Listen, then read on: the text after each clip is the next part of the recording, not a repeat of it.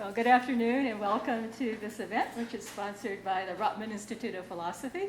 You see the title is The Myth of the Lehman Sisters, ? Sex, Testosterone, and Financial Risk-Taking. It's my very great pleasure to introduce Professor Cordelia Fine, who is visiting us from the University of Melbourne. Since completing her PhD at the Institute of Cognitive Neuroscience at University College London, Professor Fine has held research appointments at the School of Philosophy and Bioethics at Monash University, at the Center for Applied Philosophy and Public Ethics at the Australian National University, and at the Center for Agency, Values and Ethics at Macquarie University. Professor Fine has research that focuses on methodological, conceptual, and ethical concerns arising from neurobiological investigations and accounts of sex differences. Her first book, called A Mind of Its Own, synthesized a large amount of cognitive research to show that the mind often gives a distorted picture of reality. Her second book, Delusions of Gender: How Our Minds, Society, and Neurosexism Create Difference, argues against the neuropsychological theory that men's and women's brains are intrinsically different by critically analyzing hundreds of studies on the subject. She argues that with such different contexts and circumstances as still exist between women and men, it is simply not possible to compare the choices they make and to draw confident conclusions about the sex's inner different natures. Delusions of Gender was shortlisted for the Victorian Premier's Literary Award for Nonfiction, the Best Book of Ideas Prize 2011, and the John Llewellyn Rhys Prize for 2010.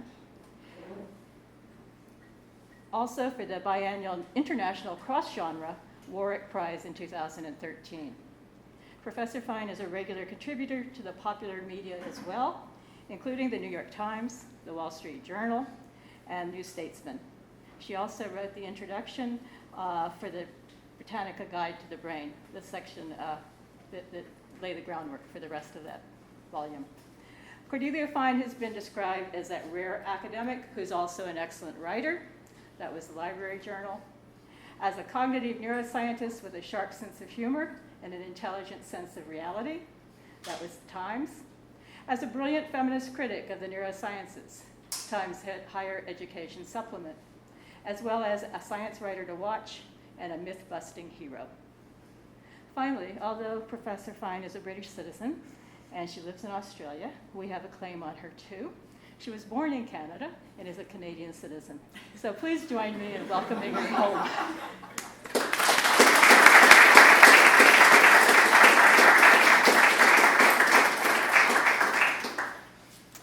Well, thank you very much for that very nice introduction.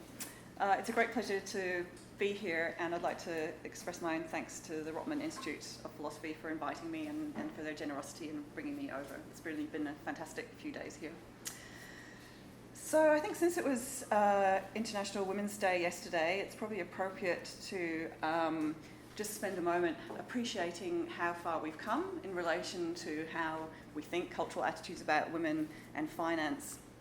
Although I should just say, by the way, I realised afterwards that my title was probably a little bit ambiguous, referring to sex. I was referring to sex in relation to biological sex, being male or female, so if there is anyone here who's expecting a somewhat racy talk, you are going to be disappointed, and please feel free to just very discreetly leave. All right, so yeah, we've come a long way in terms of our cultural attitudes towards women and their place in finance and their possible contribution to finance. So this is an article from the New York Times in 1902, which was reporting on a new trend for brokers' offices to ban their female clients from their offices. And this was because their more valued clients, namely their male clients, deemed it undignified for women to frequent brokers' offices. On being interviewed by this, one of the brokers agreed and said that, well, we all know that women are actually a nuisance anywhere outside their own home. It was also complained that women didn't make good clients because they lacked the business instinct. So presumably males were born with a pinstriped birthday suit with an innate understanding of finance. And that not only did they lack that business instinct, but they were unable to acquire it. So that was 1902, and it's obviously a significant change when we look forward to this cover from Time magazine in 2010, which shows Elizabeth Warren, Mary Shapiro, and Sheila Blair, who are charged with cleaning up the mess made by you-know-who. So here women are really being celebrated for the role that they can play in the finance industry. And in fact, that they have a contribution to make, and in fact, in a way, the pendulum has even swung a little bit in the other direction, in the sense that there are some arguments that women actually have a very unique and important contribution to make to finance. It's a very special quality that arises out of their lower levels of a particular hormone, namely testosterone. So here are a few headlines from the last few years. From Daily Mail in Australia: was the banking crisis caused by too much testosterone? That's their caps, not mine. Harvard Business Review blog asks if there was too much testosterone on Wall Street, or is too much testosterone. The Telegraph last year asks, does too much testosterone make men behave irresponsibly? Men's hormones possibly even to blame for the banking crisis. In 2012 in Wired, testosterone is to blame for financial market crashes, says neuroscientist. And this kind of discourse or narrative around testosterone in relation to men and risk-taking and the role that women can make is kind of captured by this, what became quite a well-known sort of phrase or part of the discourse, the idea of the Lehman Sisters hypothesis, which I think was started off by a business editor in The Guardian, Ruth Sutherland, who asked, if the Lehman Brothers had been Lehman Sisters run by women instead of men, would the credit crunch have happened? And obviously there are lots of different factors that people argue that we need needing more women in finance, to do with different ways of thinking or different experiences or whatever it is. So there are many, many reasons for people that argue that you should have more women in senior levels in finance. And I just want to focus on one particular argument that occurs implicitly and explicitly both in the sort of popular and academic literature, which is focused on the contribution of women's lower levels of testosterone. So there's this idea that due in part to lower levels of testosterone, referring here either to prenatal exposure and or circulating levels in adulthood, women are financially less risk-taking than men, and in relation to the financial crisis, and so these high-risk financial products just wouldn't have the same irresistible appeal to women as they appeared to have to men. So why testosterone? Why would testosterone be implicated in financial risk-taking, and in particular in creating a sex difference in financial risk-taking? Well, one reason is that in scientific accounts of the role of testosterone in social behaviour, there are various different accounts that have slightly different flavours, but generally they point to a link with competition. So that could be competition to acquire or defend a variety of things, including social status, material resources, and sexual opportunities. One kind of resource that's often overlooked, that, as Sari van Anders points out, is defence of a very precious resource, which is offspring. But that's often, people don't think about that often when they're thinking about competition. So, for example, more in the psychological literature, there's Mazur's biosocial model, which sees a sort of reciprocal interchange between testosterone and status seeking.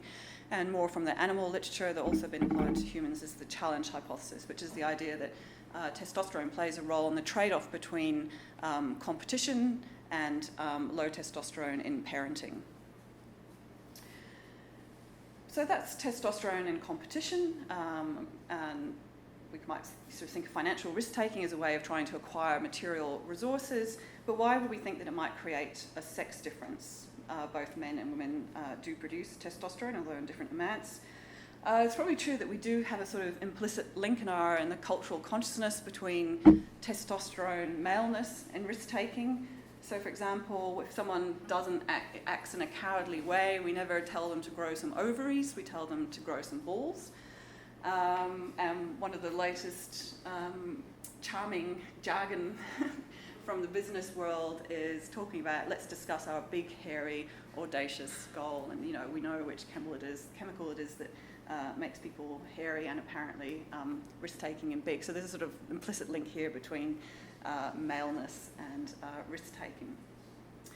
But there is another reason for thinking that testosterone and its relation to competition may also create sex differences in financial risk-taking. And to understand this account, which I think is sometimes explicit in the academic literature and sometimes just implicit, but it's rarely articulated in a full way. So this is a sort of piecing together of what I think is going on in this kind of work. And I should say that not all work falls into this category. Some work is simply interested in testosterone within both sexes without making any imputations about how it would create sex differences in behaviour. But there's a particular account which, to understand, we need to go back into the mists of evolutionary time. And this takes us to a very familiar evolutionary story. There's sort of different versions of it, but they all sort of have a similar kind of feel to it, which is that, of course, we have had sexual selection pressures on us, sexual selection being a form of natural selection which gives one individual of a sex an advantage in reproduction over others of the same sex. And it stems from, at its origins, the difference in biological investment of males and females into reproduction. I'm sure this is an account that's very familiar to everyone here in some version or another, so I won't spend a lot of time talking about it. But it starts with a contrast between the cheap sperm contributed by males, the expensive eggs, plus, in the case of mammals, gestation and lactation on the part of females. And this asymmetry in initial investment means that males have the potential for much higher reproductive variance than do females, and this makes it beneficial for males to develop the sorts of qualities that enable them to better compete for access to mates, because they can have many, many mates and produce many offspring, whereas that's not the case for females. They have a much lower capacity to produce offspring because of their expensive biological investment. So there's less selection pressure on them to be, for example, risk-taking and competitive in order to acquire and defend resources. Those resources being either, access to sexual opportunities or the kinds of resources that will appeal to females as mates. So I'm sure this is quite a familiar story to all of you. So if we put this story in the context of the idea of risk-taking, testosterone, what the argument is that we can see testosterone as being hypothesized sort of implicitly or explicitly as being something that implements those kinds of qualities. So in what's known as the organizational activational account of sexual differentiation of the brain, prenatally, testosterone plays a major role in what's described as the organization of a masculinized brain. So in the second trimester of pregnancy, the newly formed testes of the male fetus start to produce very high levels of testosterone, much higher than are seen in females, and the idea is that that masculinizes the brain. Then in pubescence, obviously there's an increase in testosterone associated with that period of time that continues throughout adulthood, through sexual maturity, and the idea is that this higher levels of circulating testosterone, say in childhood, boys and girls have similar levels of testosterone, then activate those masculinized circuits in order to create male-specific sexual behaviour. So we have a male brain that then produces masculine behaviour. So what kind of things do we think of as being masculine behaviour?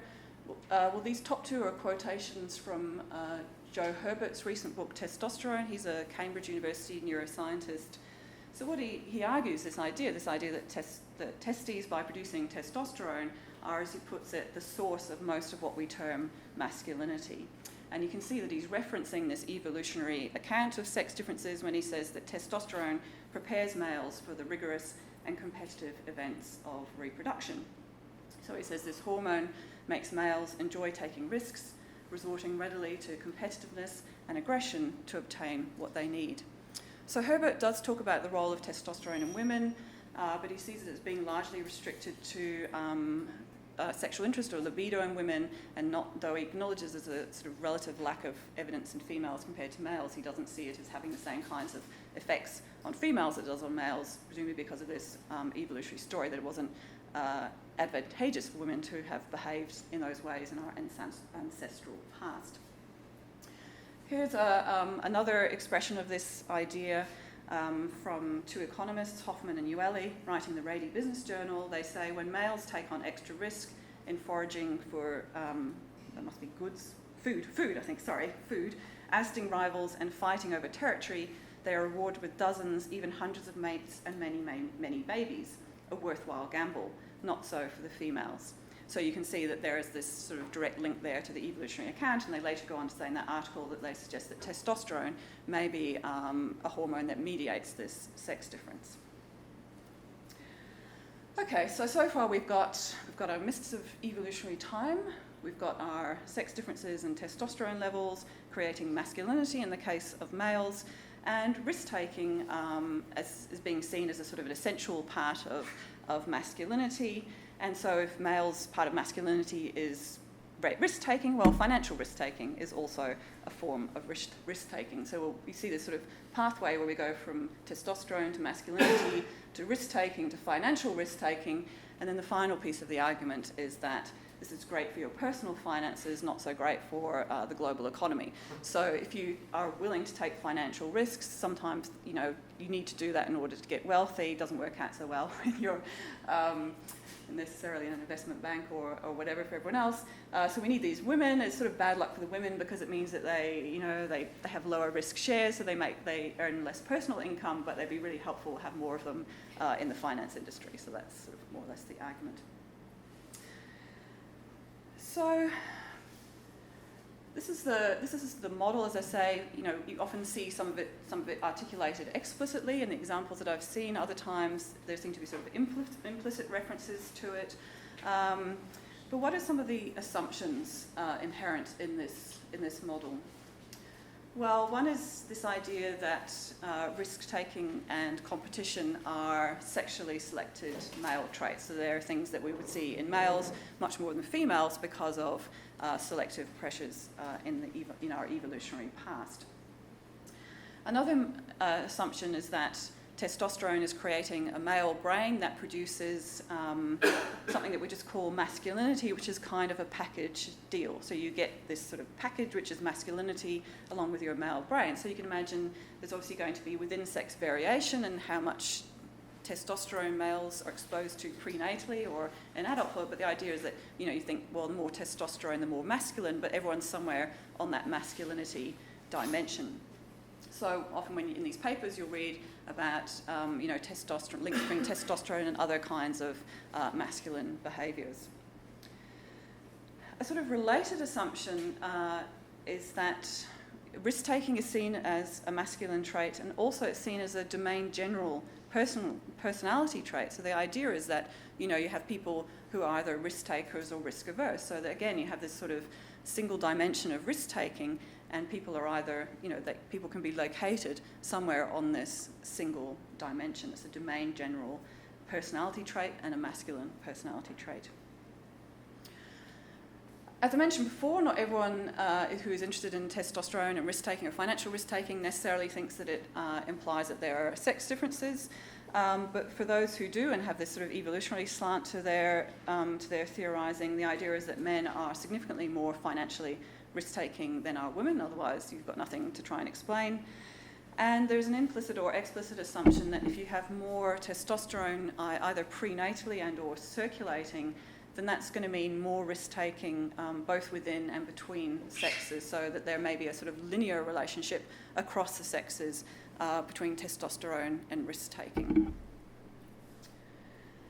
So I just want to take a look at each of these assumptions quickly in turn, and I hope you'll appreciate that they sort of cover a lot of terrain, so I'll necessarily not be able to be completely comprehensive in everything that I say, but we can always come back to things later in the incredibly long question time that we have. I think philosophers have got so much intellectual stamina, they put the other disciplines to shame. Half an hour of questions, my God. All right. So this is a picture of my cat, who I'm sure is missing me a great deal while I'm away. As you can see, she seems a very placid, lovable creature. And not long ago, my kids and I decided that it might be fun to get a kitten to keep her company. So we drove for an hour and a half to the animal, the rescue animal place, and eagerly, kids were all excited. I was excited. we wanted to get a kitten. We were already on their records because Pippi was from the same place, and they said, no, is Pippi still alive? Oh, yeah, of course, we're good owners, we're not getting another one because we just broke the other one. And they said, no, you can't, because basically Pippi will kill this other cat, right? And, the kids, oh. Okay, now my point here is that it had never occurred to me that this, sweet, peaceable cat of mine, who is female, would, turn into this aggressive territorial horror were another cat to come into her territory. And I think that's because, we're so ingrained in thinking about males as being the sort of aggressive territorial ones who, fight off other males so that others don't get access to their kind of, their Playboy mansion equivalent, that we don't really think about the possibility that these things might be useful characteristics for females to have too. So Sarah Hardy a long time ago pointed out that it's not the case that all females can sort of reproduce to the same mediocre degree. There can actually be substantial variation in how successful females can be. It's not just a question of like any mediocre female can achieve the small feat of getting herself impregnated by a male, so that a female's situation and status can actually have major consequences for her reproductive success. And a review in 2011 really focusing on a number of species, particularly mammals, shows that there's growing evidence that there's improved reproductive success among dominant females compared to non-dominant females, and this is widespread in a variety of mammal species. And this actually makes sense, if you're having that biologically expensive pregnancy and lactation, it's going to be helpful for you to have access to better territory, better access to feeding grounds, and so on and so forth. And there's some sort of pretty nasty stuff in the primate literature about these females sort of, not just killing other infants, but eating them as well. So, so there's an argument in saying, look, it's not just males who necessarily have to compete for resources. And as Atkins Regan puts it, she's a neuroendocrinologist, aggression among females is an important dyadic level process driving the spacing patterns and social systems of many animals, and in mammals the fitness consequences of rank and a dominance hierarchy are better established for females than for males. So although we continually think about competition and risk and resources as things that males really need to have and to be sexually selected to acquire, there's also this argument that these are actually important qualities and characteristics for females too, just in general. So that's one first assumption. The second assumption is that masculinity comes as a package deal. So we tend to think, men are aggressive, men have high libidos, they're promiscuous, they're risk-taking, they're competitive because they have high testosterone. So it sort of comes as this package. But one problem with this to some degree, or something that may just want to need to think about this a bit more carefully, is that there's evidence that masculine and feminine characteristics are only weakly correlated, if at all. So knowing that someone is masculine, in a masculine direction on a particular trait doesn't tell you much about whether they're likely to be masculine in other kinds of traits. So as Daphne Dwell puts it, individuals possess a complicated array of masculine and feminine characteristics that can't be captured by a unidimensional or a bidimensional model. So that's something we need to bear in mind, that masculinity isn't this unidimensional construct. And in fact, Joel et al. In a paper published last year found that in an analysis of personality traits, attitudes, interests, and behaviours, particularly focusing on the ones that differed most between the sexes, found that internal consistency is extremely rare. Sorry, Daphne, right. Next assumption, risk-taking is a domain general masculine trait. So when people were first thinking about risk-taking, they did see it as this sort of domain general phenomenon. So often when they're making questionnaires of risk-taking, they would put a whole bunch of questions that asked about risk-taking propensity from many different domains, so health, financial, social, and so on and so forth. And they put them all into one measure and they sort of tot it up and see how risk-taking someone was. And this assumption is sort of implicit in this comment here by Hoffman and Ueli. They say men are more likely than women to die in a car accident while speeding in the Ferrari they bought with their stock market earnings. So the idea is, if you're a man and you're a risk taker and you're revved up with testosterone, then not only are you the kind of guy who takes risks by driving too fast, but you're also the kind of person who takes risks by high risk but high gain stock market shares, right? What the research suggests is that actually maybe that guy driving the Ferrari inherited his wealth, that he may actually be financially risk averse. So there are a number of economists, for example, who have argued that risk-taking propensity is domain-specific. So when you divide risk-taking into different domains, health, ethical, social, recreational, gambling, financial, you actually find very weak or no correlations between risk-taking propensity in these different kinds of domains. And that's a result that's been replicated a few times. Hannock et al. Took a different approach to asking the same questions. They actually specifically recruited participants who were risk-takers in one particular domain. So they got skydivers, members of stock market clubs, and then they got the risk-averse gym people who belonged to a gym, were very health-obsessed. Appropriately concerned about their health, I should say. And then they looked to see whether those people were the skydivers more likely to be financially risk-taking, were the financial risk takers, or they had gamblers as well, were the financial risk takers more likely to gamble, and so on and so forth. And what they found is that there weren't these connections. So being a risk taker in one domain didn't imply that you're a risk taker in another domain. And so this raises an interesting question about what kind of risk taker you would expect someone with high testosterone to be. Would you expect them to be a skydiver? Would you expect them to be a financial risk taker? Would you expect them to be a gambler? Would you expect them to be a social risk taker? Chances are they'll probably just be one of those, right? Another point is, although that we... sorry, I'm a bit confused. I think my things are in the wrong order here. But although we tend to, as I mentioned, sort of think risk and think male, obviously females take risks too.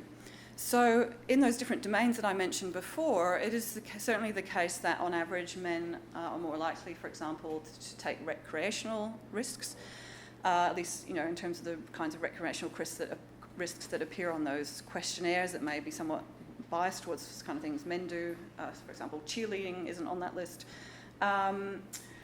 But in addition, so social risk-taking, for example, is something that men and women are equally likely to do. And as Julie Nelson has pointed out, there are a number of ways that women take risks that are sort of invisible in the literature. So actually giving birth in the United States, this is sort of horrific. Luckily, we're in Canada, which I'm sure is completely different. But in the United States, it's 20 times more risky to give birth than to take a skydive, right? So you're actually 20 times more likely to die from giving birth than from jumping out of the sky from an aeroplane.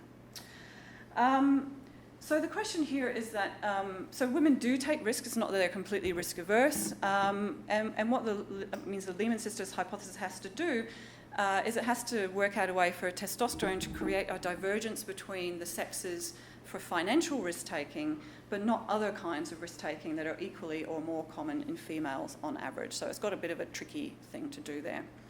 And this takes me to the slide that confused me. The next assumption is that that men are more financially risk-taking than men. This is a great book. This is on our reading list at Melbourne Business School, obviously. No, it's not.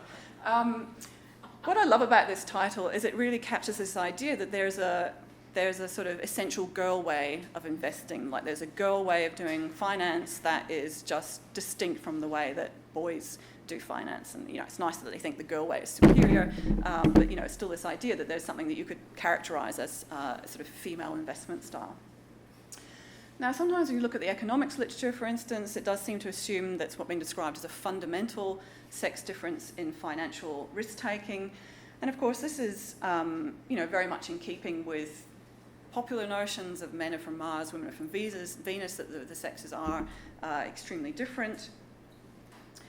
But in psychology, at least, we're sort of very aware of many years of gender scholarship and behavioural science that shows that although there are exceptions to this, there are sex differences in behaviour that are on the larger side. The majority of sex differences in the basic building blocks of behaviour, so social, cognitive, emotional, personality, well-being variables, are of a pretty small degree with a great deal of overlap. So these are just the findings from Janet Hyde's 2005 review of 46 meta-analyses published in American Psychologist. So you can see that 30% were very small, and these are these beautiful graphs that were created by Christopher Magnuson. If you ever want to use, this is actually a really nice tool for teaching, if you like to show effect sizes, because you can slide it and show different ones. This is a further 48% were small. Now that picture is showing you the sort of the higher end of that effect size, and 15% were medium. As I say, obviously there are some that are larger than that. In that particular meta-analysis, those were things around attitudes toward casual sex, frequency of masturbation, throwing distance, and targeting ability. So, it could be that financial risk-taking is something that really separates the sexes in a way that other kinds of psychological variables don't. But Julie Nelson, who's an economist at the University of Massachusetts in Boston, has taken a sort of closer look at the kinds of financial risk-taking tasks that are being done in looking for sex differences in the economics literature. So these are studies that use things like the classic lottery task that economists love, but also studies of actual investments and survey studies as well. So this was a review. This is not a meta-analysis, but it's a review of 18 studies from the economics literature. And they're presented, these are the figures from her graph, and they're presented, she presented them separately just for ease of looking at them. So one thing she noted is this is a funnel plot. So what you do is you plot your effect sizes by precision. Precision, which is roughly the size of the sample. And the idea is studies with larger sample sizes are more precise. And this is a way of looking for publication bias. So if you're tending to have publication bias towards a sort of expected result, for example, that men are more risk-taking than women, then you're going to see all the sort of variability that you get from error and idiosyncratic samples around that side of where the true mean seems to lie, but the ones on the other side that you should get just through random error are missing. And as you can see, this actually seems to be the case. So she argued that there's actually some confirmation bias, publication bias in the literature towards findings of sex differences in favour of greater male financial risk-taking. So when she looked at the 8 most precise estimates and calculated the effect size for that was an effect size of 0.13. That was based on, like I say, a large-scale newspaper-based lottery question and 2 large-scale analyses of actual investments, so retirement portfolios and stock investment accounts. So she found an effect size of 0.13. That's what 0.2 looks like, so a bit larger than what she found. So you can see that, yes, there's an average sex difference on these tasks, but it's pretty slender. There's a huge amount of overlap between the sexes. So, for example, if you were to choose a male and a female at random, 44% of the time the female will be more financially risk-taking than the male. Another challenge to the idea of men being fundamentally more risk-taking than women is that you don't see sex differences in financial risk-taking in all cultures. So, for example, when you go beyond the sort of typical Western student samples that psychologists and, I guess, economists, convenience samples, you don't see them. So, for example, Henrik and McAlreath didn't find that sex was linked to financial risk-taking. They was using lottery tasks in small-scale farming communities in Chile and Tanzania. Economists have ventured out as well. This was a comparison of a matrilineal society compared to a patriarchal one in Tanzania. They found sex differences in Tanzania, but not in the Kazi in India. And actually, although it didn't get any attention, a large-scale study of Chinese participants, which was part of a test of the little emperor hypothesis regarding the one-child policy in China, also didn't find that sex was linked with risk-taking in that population. It's also the case that sex differences in financial risk-taking aren't always observed in different kinds of tasks. So when you put make lottery tasks a bit more concrete rather than the sort of abstract versions of it, so you sort of describe it as this kind of job with a sure pay or a risky pay, or in terms of investment decisions or insurance decisions, and also non-lottery financial risk-taking tasks. So say economists have a very specific definition of risk-taking, which is that the probabilities are known. Psychologists don't have that same definition, so they would include risk-taking as things where you're uncertain of what the actual probabilities of the outcomes are. And when you, for example, look at something like the Iowa gambling task, which if you're familiar with it, I recognise it's a bit hard to know how to characterise it and whether to characterise it as a risk-taking task, but you have a choice between decks of cards that have high payoff but high losses, and lower payoffs and low losses. And actually you find that women are slightly more risk-taking in the sense that they go for the gamble of the higher payoff than are men. Another point is that female-male differences in financial risk-taking are contingent on the social context, and actually the kinds of, although this is sort of, with these kinds of studies, as with all, you have to be, confident that there are replicable results and reliable. I've lost track of whether we have a replication crisis or not. It seems to change every week. But as I say, the effect sizes from these kinds of studies are actually much larger than the effect sizes you see for sex differences. But the kinds of things people have found is that, how you present financial risk-taking tasks influences whether men are more risk-taking than women or not. Whether you prime masculinity has an influence. One really interesting one is the size of the stakes. So the largesse isn't that common in these kinds of experiments, right? So typically in an economics task, for example, you'll do a whole series of choices between different lotteries. Do you want $10 for sure, or 80% chance of $15 or something like this? And then what happens is that one of those lotteries is randomly selected at the end, and you get the payout from that. So you're not sort of racking up hundreds of dollars, and psychologists are even cheaper. They often don't pay at all. It's just hypothetical money, right? And what's been found is that when you have substantial versus trivial stakes, you can see sex differences in the trivial version when you have trivial stakes, but these disappear when you have substantial stakes. And that was also the case for a series of studies done by Harbaugh et al., I don't know how to pronounce his name. They used what they call real and salient payoffs, and they noticed sort of incidentally in their report that while many other researchers have found that men are less risk-averse than women, with this protocol we find no evidence to support gender differences in risk behaviour or in probability weighting, either in children or in adults. And one of the points that Henrik and McAlary say is that they always use and I should say in their study they use quite significant payoffs, and they do that because that's a way of sort of actually focusing the participants on the risk-taking per se, rather than other kinds of concerns like how you're going to appear to others or your reputation. Those things sort of fade into the background when there's real money at stake. Okay, so you can see that how you think about sex differences in financial risk-taking is actually quite important, because if you think about it in this kind of some sort of generalising, generic way, men are more financially risk-taking than women, then testosterone, the way you express it is that high financial risk-taking is a sort of inherent to maleness. It's an essential male trait, and it makes testosterone seem like an obvious mediator of greater financial risk-taking. But when you describe the data as they actually are, so on some financial tasks but not others, in some men from some cultures in some contexts with some payoffs are more financially risk-taking than some women, you don't think, oh, it must be testosterone, right? Okay. So the fifth assumption, and I say this is not one taken by all researchers, is that there's kind of this linear relationship, or generally there's something important about more testosterone in an absolute way across the sexes.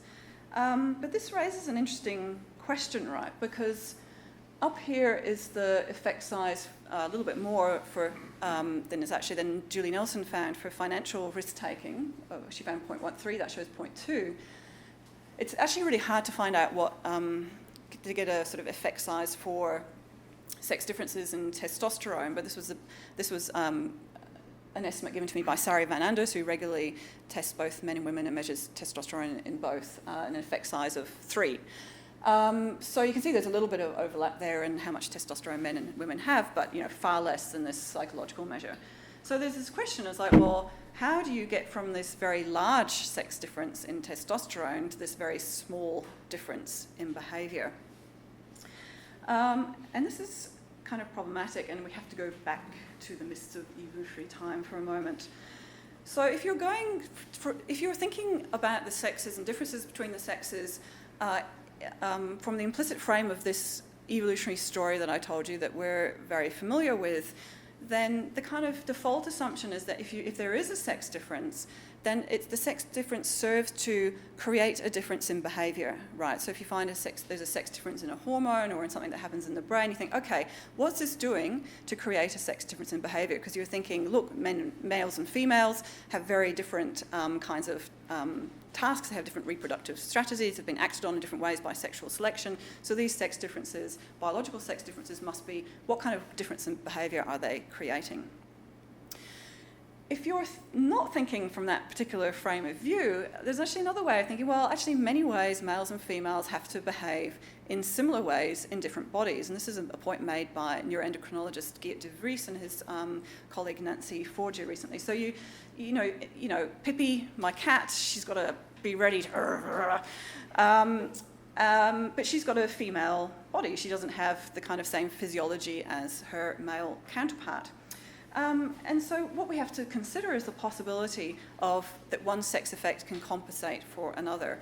This is an appointment made both by Celia Moore and Geert de Vries. So counterintuitively, one sex effect may compensate for another. So the sex effects may not necessarily add up and up and up, but actually some may cancel each other out.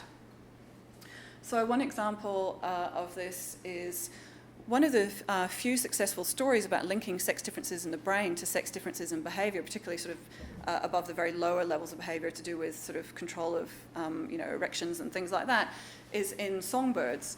So there are songbirds where there's a sex difference in the size of the sort of song control centre of the bird brain. It's larger in males. It's testosterone plays a clear causal role in creating that sex difference, and the males sing more than the females.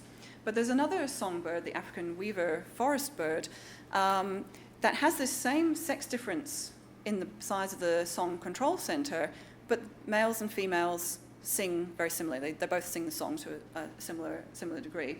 And this is a point made by Anne Firestone-Sterling in her 2012 book, Sex Gender. She points out that what research has found is that actually there's another sex difference between the males and females, so not just in the size of the neural real estate of the song control centre, but in the amount of gene expression in a sort of relevant portion of the brain. And there's more gene expression, more gene activity in the females than in the males. And what seems to be happening here is this one sex difference in gene expression is cancelling out the other sex difference, which is the sex difference in the size of the brain region. So you have two sex differences. Instead of making more and more different, it's actually enabling the same kind of behaviour.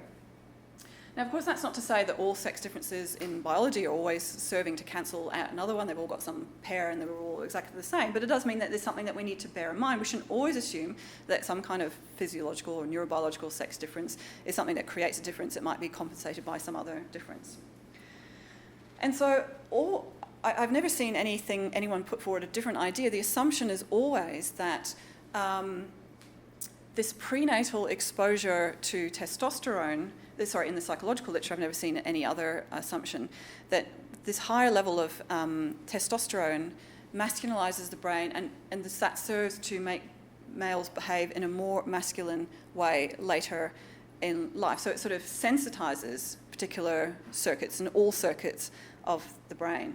But when you think about it, testosterone is having to do a number of different things here. So it's having to, in pubescence, it's having to create the secondary sexual characteristics. It's having to create sexual interest and so on.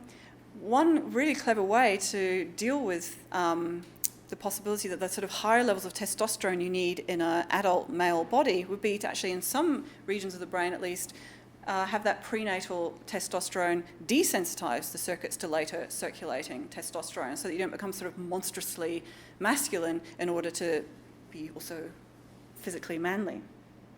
So this has been suggested by Bancroft, for example, and it's just part of this general question, could one sex difference be countering or compensating for another? So the assumption is always that higher fetal testosterone is going to be associated with greater masculine behaviour later in life, but it's not clear this is necessarily the case.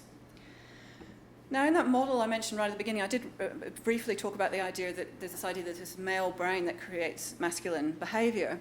And I just want to briefly come back to that particular assumption, which is because contemporary models of sexual differentiation of the brain have sort of moved away from the sort of old standard model where you go from genes to testes to hormone to discrete male versus female circuits. And instead what's proposed is you've got sort of multiple interacting factors that act all in parallel. So you've got genetic, hormonal, environmental, and epigenetic factors that all act and interact to affect how sex shapes the brain. And the way that these various factors can interact and influence each other, it can be different, or it is different in different parts of the brain. So you're actually setting up the possibility here of something much more complicated but nuanced possibilities for the action of prenatal testosterone in its effects on the brain. So it's creating, one thing is that the idea is that the male and female, there's no longer sort of discrete male and female circuitry, and then you don't have to worry about the rest of the brain, but it's also that the brain itself isn't sort of distinctively male, distinctively female, but you have mosaics of different kinds of characteristics. And this complexity of this sort of more multifactorial system means that it's actually possible for species to vary in how they kind of use testosterone and what effect testosterone has. So, as Gleason put it, it's possible for the degree of association between hormones and behaviour to vary in different species. So we shouldn't necessarily expect that what we see in one species is something that we'll see in another. And in fact, that is exactly what people who work in animal neuroendocrinology find. They find that they can't assume that result that they get in relation to, what are the effects of castration in one species. They can't assume that it works on the other. But I think more generally, the point I'm trying to make is that because it's not this sort of uniform, simple model, we can't just make assumptions about how testosterone is sort of creating this male brain that creates this sort of package of masculine behaviour. It's much more complicated than that. So now I want to move on to the actual data. So for obvious ethical reasons, scientists can't measure prenatal testosterone levels. So what they use is a proxy, and the proxy is digit ratio. Now, so there's a lot of controversy over whether this is actually a decent proxy for prenatal testosterone. So one scientist or psychologist described it as a putative, not yet sufficiently validated marker of prenatal testosterone. Others think it is. I think the data is pretty mixed on that. I think Joe Herbert makes an interesting point, though, which is that because digit ratio is the ratio of your length of your index finger and your ring finger. So if your ring finger is longer than your index finger, then you have a more male typical ratio, and that supposedly indicates greater prenatal exposure. I have a male right hand and a female left hand, so I don't know what that means. So anyway, Herbert makes the point that many different factors influence the digit ratio, and so while digit ratio might be a useful measure for comparing groups, so for example comparing males or females, or comparing girls who have congenital adrenal hyperplasia exposed to a lot of testosterone in utero, it may not be a very good measure for measuring individual differences within a group. So that's a point that Herbert has made. Apicella et al., she's an economist who recently reviewed this literature, and they point out that when you've got two hands, and you can have look at comparisons with the right hand and the left hand and the average of the hand, and you've got two sexes, and you can look at the two sexes together or separately, you're getting quite a few rolls of the dice there in terms of finding a significant. They said it, not me. Okay, I'm just saying. Right. And in fact, when you look at recent meta-analyses and a large-scale study of other, what we really think of as quintessentially masculine traits, so aggression, sensation-seeking, dominance, and aggressive and non-aggressive risk-taking adolescence, these have failed to find convincing evidence for correlations between digit ratio and those characteristics. So you think the sort of search to find a correlation with financial risk-taking seems a bit optimistic. So the next part of the data obviously concerns relationships between circulating testosterone and financial risk-taking. And one thing to say about this is circulating testosterone is generally measured through the saliva now. It's just one part of a very complex system. It's the easiest to measure, but there's all sorts of other things going on as well. So other things that you have to take into account that will affect to what extent testosterone influences the brain and behaviour are, the androgen receptors, the number of them, the sensitivity of them. There are various cofactors which are necessary in order for the hormone to influence genes. Sometimes testosterone is converted to estrogen, but it needs an enzyme called aromatase to do that. The brain synthesizes its own estrogen, so what you're seeing in the blood may not be what's actually sort of active in the brain. It interacts with other chemical systems such as the stress hormone cortisol and so on and so forth. And I suppose the point I'm trying to get here is this really, really complex system in which the circulating level of testosterone is just one part, and it might not be a very good proxy for what's actually happening, testosterone's effect in the brain. Atkins-Regan points out that you can see very clear effects of testosterone in what are called remove and replace experiments. So if you sort of remove sources of testosterone from animals, certain kinds of behaviours can just stop. This is, not necessarily, and again, this is doesn't necessarily happen in all animals. And then when you replace the source of testosterone, lo and behold, the sort of, if you're a rooster, you start to crow again, and so on and so forth. But what people can be surprised is that as long as you sort of reach a certain critical amount of testosterone, beyond that threshold, within individual differences in testosterone don't actually make a difference to whether or not the behaviour occurs. So that they take a sort of step, it's like all or none rather than a dose-dependent relationship, dose-responsive relationship. One reason for this, I think, comes from the first point, that there's so many other different factors influencing it. Another is that Atkins-Regan point out there are many, many different factors entering the animal system, the neural system, to influence decision-making. And one point to make about humans is, while it's true that testosterone levels do seem to track major life history variables in animals, so for example, people who are in relationships have lower testosterone levels on average than people who are sort of seeking new relationships or seeking new partnerships. If you're involved in caring or sort of parental status of young children, your testosterone levels tend to be lower. But it's also the case that humans don't have a breeding system. So we don't have the kind of, springs in the air. We're not all going to leave this seminar and go and fight for the best nest, mate frenziedly, and then, all have our children at the same time in 9 months' time, right? So we don't do that. So it may be that for humans, it's more sort of situational that testosterone has its effects. And we'll come back to that later. So this is our hypothesis that we came back with, and hopefully you can see now that there are a number of assumptions packed into this chain that are, at least one might say, at least a bit problematic or need further examination. And what are the predictions from this implicit framework of this model? Well, one prediction is that a more male typical digit ratio will be associated with greater financial risk taking. This is assumed if it's a decent proxy for prenatal testosterone. The idea is that the more prenatal testosterone you have, the more masculinized your circuits are, so the more financially risk taking you should be. The second hypothesis is that the higher your circulating testosterone, the greater your financial risk taking will be, because that's activating those masculinized circuits. And although it's not often made explicit, it seems to me that a prediction that I think you have to make from this account, I don't know, but I think that both these relations will be stronger in males than in females. So the idea is that if these two things are sort of acting together, then if you've got whatever effect your digit ratio your prenatal testosterone has in masculinizing your circuits, that's going to sort of enhance the effect of your circulating testosterone and vice versa. Now, as I mentioned in the abstract, we are working on a meta-analysis of these data, and unfortunately it's not as far as advanced as I thought it would be sort of several months ago when I agreed to do this talk. And I should say this is in collaboration with Associate Professor Fiona Fiddler, Anna Jeanette, and Dr. Tekla Morgenroth. They've really done the hard work and the hard graft on this.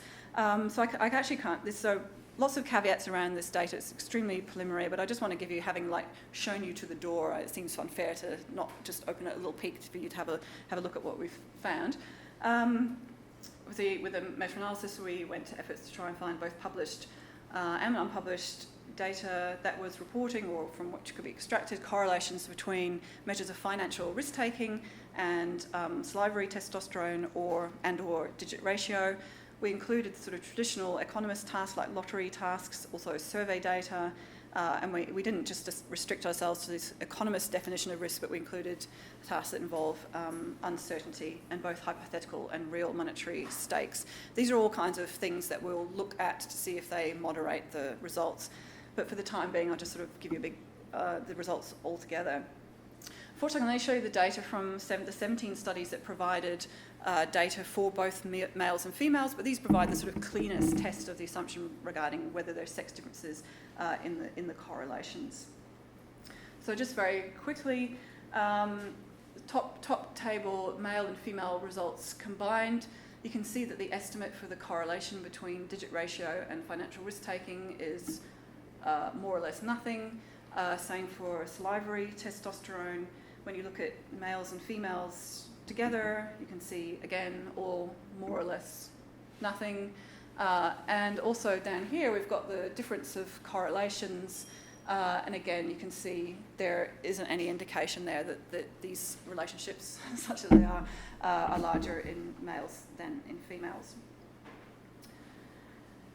So one question is, what about change in testosterone rather than absolute levels of testosterone? So I mentioned before, humans don't have breeding seasons. People who talk about relationships between testosterone and status seeking, for example, say, look, the data are pretty ambiguous, but it may just be because these things are more situational rather than sort of,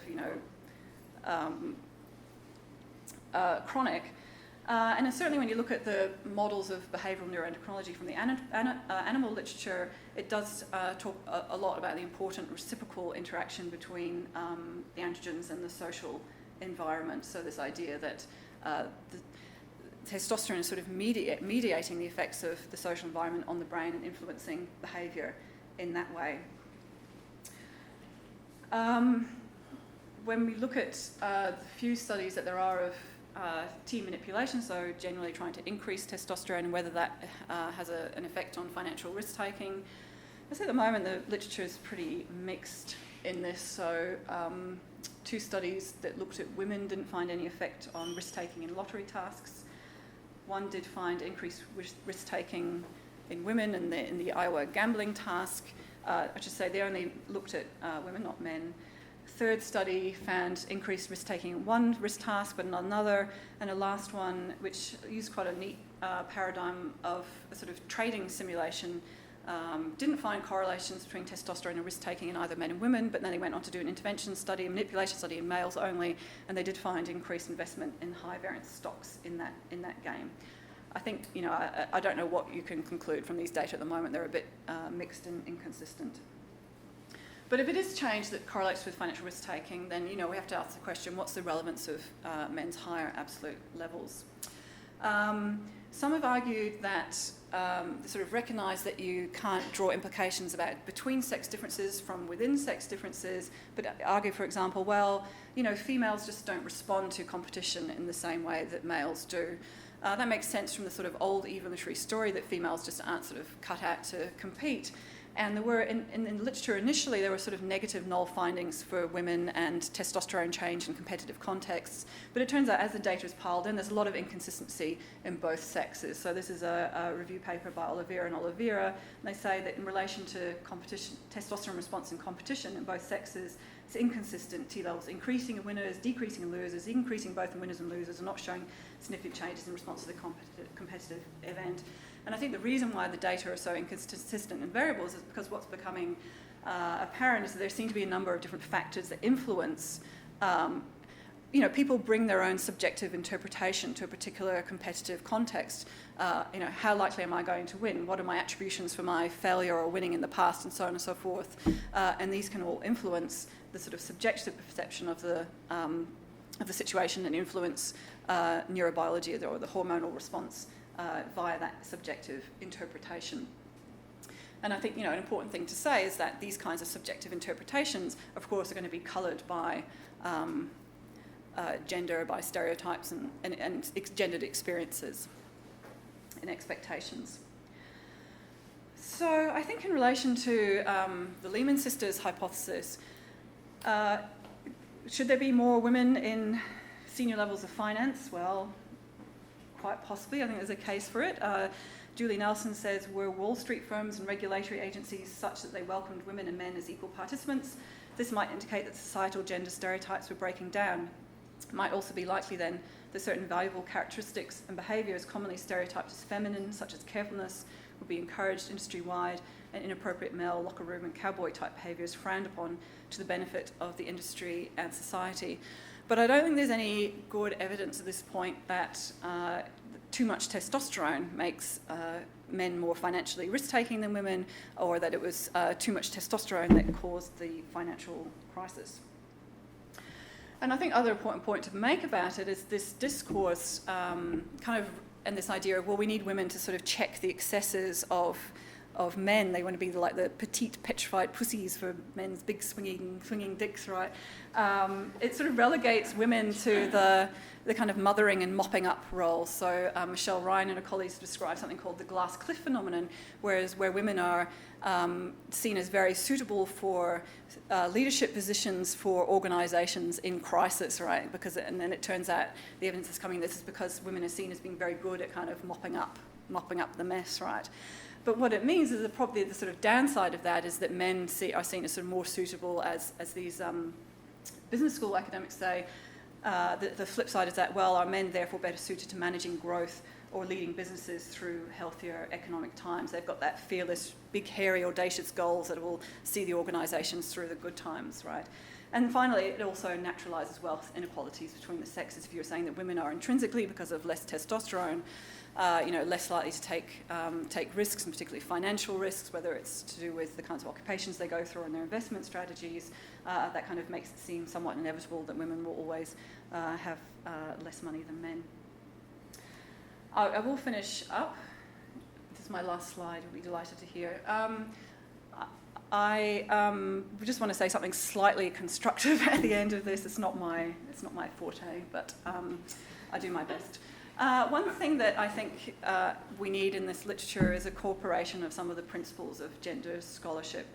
This is something that with some colleagues and I, we tried to do in relation to how neuroimaging studies are done of sex differences, pointing to some of these characteristics, which I've really alluded to throughout this talk, of gendered characteristics. So this overlap in distributions, the mosaicism of masculinity and femininity, the contingency of when you see effects. So, if you think you've found the biological basis of the gender gap, what happens when you change the context and the gender gap changes or closes or reverses? And also this entanglement, which I think, of course we all understand the principle of neuroplasticity, but hormone, testosterone is very responsive to social context. And I'll leave you with the wise words of Anne Fastow Sterling, who reminds us to think developmentally. Remember that living bodies are dynamic systems that develop and change in response to their social and historical contexts. Thank you very much.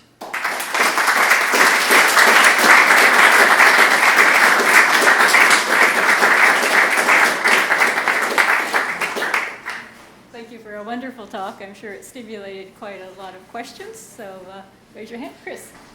So this is a really small question, but it's raised by at one point when you talk about, is there a girl style of investing that Warren Buffett exemplifies, I guess. But the question is, empirically, you could look at investment strategies of individual investors as a different way of asking whether, so imagine that a bank gave you its data set to individual investors and how they manage their portfolios without telling you anything about the investors. And then you write a machine learning algorithm to see if there's any patterns that would allow you to characterize features of the investors based on their investment strategies. You could ask, with the big body of data, is there a gender disparity that you can discover? Or is it something that you discover other disparities, but gender just doesn't come out, right? So you could ask that kind of question and say, is there actually different patterns of investing that you can see? So it's different than the way you're approaching it, where you're looking at experimental situation where you're putting somebody in context and asking them to make decisions.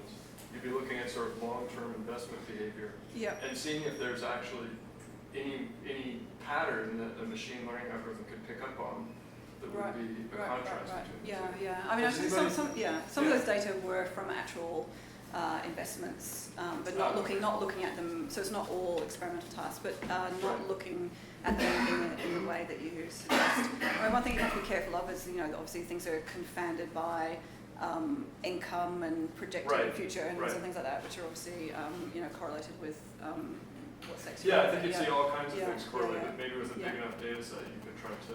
Yeah. But nobody's done that kind of. Oh, okay. If there's someone in the audience who knows better than me, I'm not aware of that. No. I think we may have answers here. Oh, is there an answer? Yes, Oh, yes. good. We actually have a new professor at Ivy, Diane Laura Argelis, and she's an expert in finance and accounting, and she sent me some information that the summary is that if you look at people's actual investing, if they're lay persons, men are more risk takers. But if they are financial advisors, if they're experts, men and women do the same thing and they get the same payoffs, and women are just as good as investing as men, or men are just as good at investing as women are. The real big gender difference is that people prefer a male advisor. That's the response to the embodiment of the advisor is the big gender difference. That's interesting. Yeah. I mean, I know there have been sort of cross-cultural studies comparing the sort of risk-taking preferences of financial advisors, and there's generally sort of like tiny little sort of small differences within pockets of similarity, and nonetheless the sort of the implication that was drawn with that was like let's fit female clients to female financial advisors, which is just really going from sort of tiny isolated sex differences to sort of like, females are risk averse, so let's put them together, and of course what's the right thing to do from an investment point of view rather than another thing. But yeah, thank you, that's good to know, and thank you for that input. Back there, yes. So this was an expert, I think, of the Testosterone and Competition as they claim about population averages. I wonder if that's the best charitable way to interpret their hypothesis then. Because a small difference in population averages can make for a big difference in the tail distribution. So maybe what we really care about, especially for Lehman Brothers and the kind of big players, is really should be looking at the tails of distributions and seeing if we can find major differences there. Does anyone look at that kind of thing? Sorry, I should. You're asking me. The audience is the expert. Tails. Okay. Not that I'm aware of. No. But that's a good question. And of course, I mean, look, I was using the financial crisis as a sort of a frame. And that's part of the discourse, of course. But these are a very, very particular select group of individuals that we're talking about here. I mean, one thing that's also different is that they're kind of financial risk taking. Other people were sort of, when things went wrong, they weren't necessarily paying the costs themselves to the same degree as in the lottery task, right? But I don't know about the tails. I'm not aware of literature that's looked at that. Yeah. I think Wayne was next. You actually just addressed the question I was going to ask. I was going to invite you to comment on one aspect of this Lehman Sisters hypothesis. It seems to assume that the senior management of these financial companies were themselves taking risks. But what they were doing was gambling with someone else's money. Yeah. So it's kind of like being big, taking risks while being too big to fail is kind of like being the Darien man on the flying trapeze with this huge cushion underneath the action. Right. Wow. Yeah. Yes. You got a question? Yes. So what would you kind of recommend to testosterone researchers? Abandon hope, all you enter here, or is there something here worth exploring? Not abandon hope. I mean, I think that's what sort of the idea of that like last 30 seconds at the end of trying to say, look, and we have found out interesting things about testosterone, right? So, we have found sort of reasonably consistent bodies of data around testosterone, for example, to do with relationship status and parenting, and interesting stuff looking at how, men who are involved in intensive early care of their infants, their testosterone lowers and things like that. So, there are interesting things that you can find out about testosterone. I think that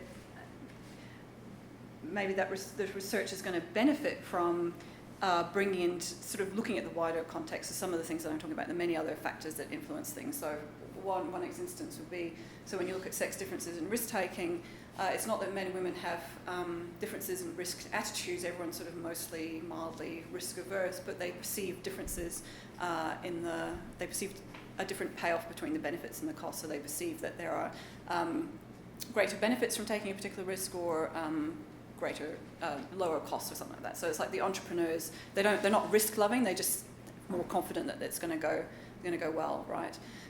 So I think your research where you looked at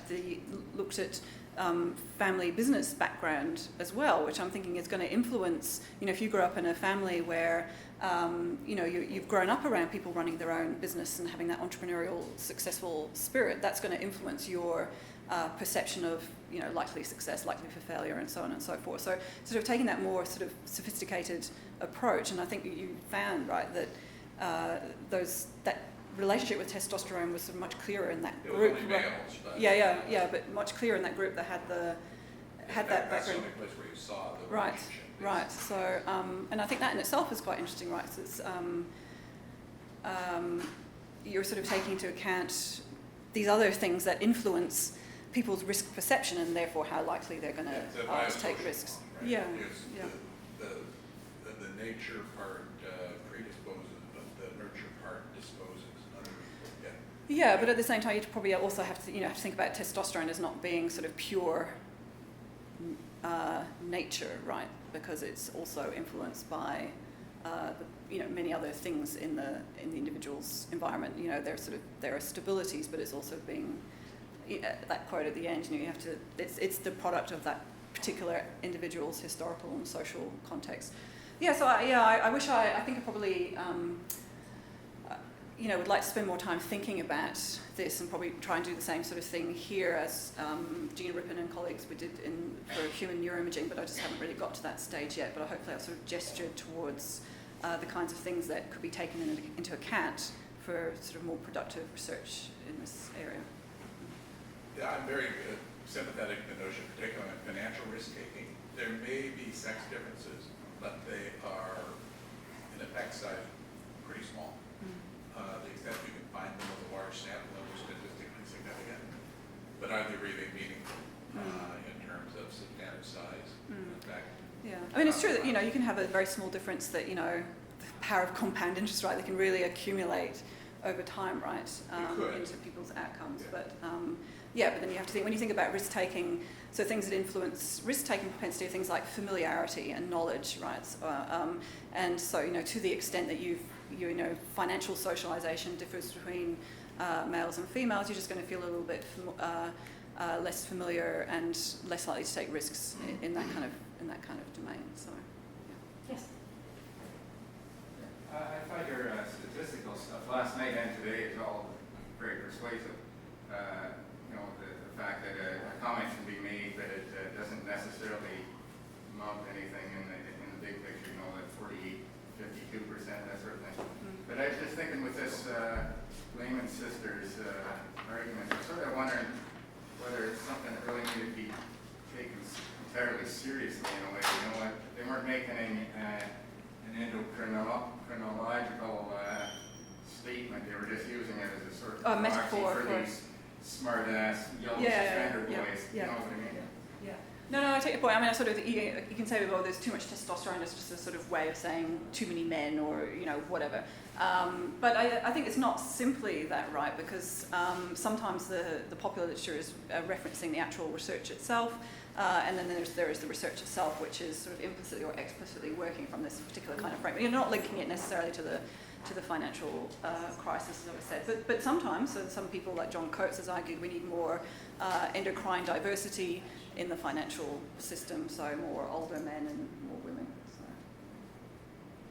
Yes. Thank you for that. You mentioned at one point that there were different types of risks. There was social risk, cyber-euphoric thing. Now, there can't have been any selection pressure regarding fitness with respect to people and stock markets. The stock market hasn't been around long enough for our evolutionary history to get any care whatsoever for it. So, are there any hypotheses, descriptions of which type of risk-taking activity is financial risk-taking a proxy for? Like, is it physical risk? Are there any stories that? No. So this is part of risk-taking being, there's a dimension of risk-taking. Men tend to be over here, risk-taking side, and women tend to be over risk-averse side. And this is going to apply to any domain. So it's part of this older view of risk-taking. So whatever it is, financial risk-taking, that'll be you're a risk-taker, so that's what you do. And that's problematic because of the lack of correlations between different types of risk-taking. I suppose you could make an argument, though, that it's part of risk-taking to acquire resources. Any further questions? Thank you for a very wonderful talk and a good question period.